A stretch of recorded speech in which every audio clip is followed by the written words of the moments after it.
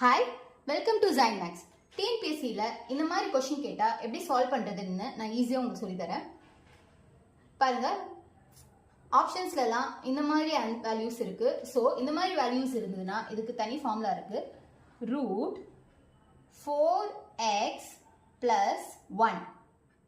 இங்க plus plus plus இருக்கிறதுனால இங்க இன்னொரு பிளஸ் 1 divided by 2. இங்க ஒருவேளை மைனஸ் இருந்துச்சுன்னா நம்ம இங்க மைனஸ்னு எடுத்துக்கலாம். இப்ப பாருங்க, இதுல x வேல்யூ என்னது 3. அப்போ ரூட் 4 into x இருக்கிறதுல 3 சப்ஸ்டிட்யூட் பண்ணிக்கோங்க பிளஸ் 1 பிளஸ் 1 divided by 2.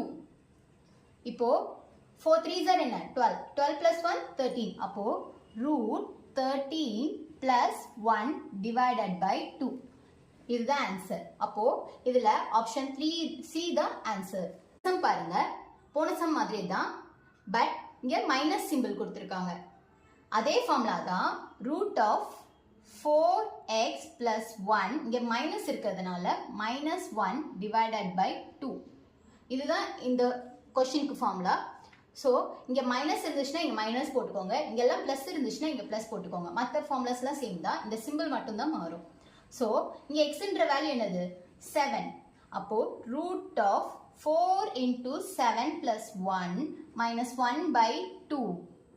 அப்போ ரூட் ஆஃப் 4 7s are என்ன 28. 28 plus 1 minus 1 divided by 2.